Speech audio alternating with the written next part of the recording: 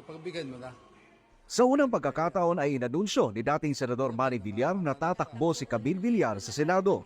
Ang anunsyo ay ginawa sa isang exclusive ambush interview ng SMNI kasunod ng Villar Sipag Awards na ginanap sa Parañaque City nitong Huwebes.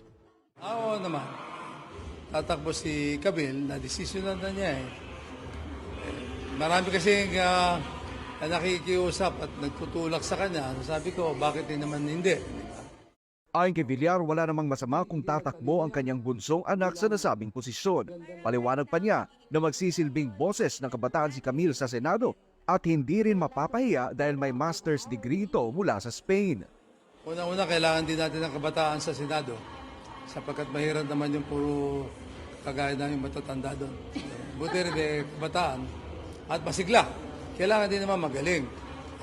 Si Camille naman ay may master's degree pa yan sa Spain. So hindi naman tayo mapapahiya sa kanyang mga kakayahan at katakiyan. Payo naman niya sa kanyang anak ay laging bigyan ng pansin ang kapakanan at alagaan ang mga mahihirap. Kailangan ng bayan talaga. Mahihirap pa rin tayo kasi. So talagang ang focus mo dapat yung mahihirap. Hindi ka dapat aalis dyan. Kasi sa ngayon, hindi pa rin naman nawawala yung kahirapan. Hindi pa natin nalulutas. So mas magandang dyan muna siya mag-focus sa kahirapan. Nag-i-agree na suporta si Senator Mark Villar sa kanyang kapatid. Ayon kay Mark, matagal nang sumusuporta si Camille sa mga kabataan.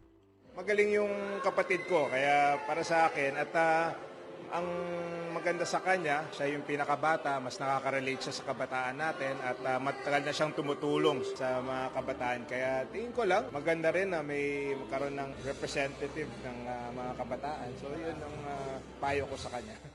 Inaasahan naman ni Senadora Cynthia Villar na ang anak niyang si Camille ang magpapatuloy ng kanyang mga advokasya sa Senado.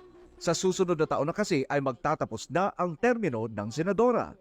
Mag-e-end term kasi ako ngayon, 2025. So, siguro makakapalit siya sa akin at yung mga advocacy ko maiiwanan, she can carry on. Para sa Diyos at sa Pilipinas kung mahal, Troy Gomez nag-uulat, SMNI News.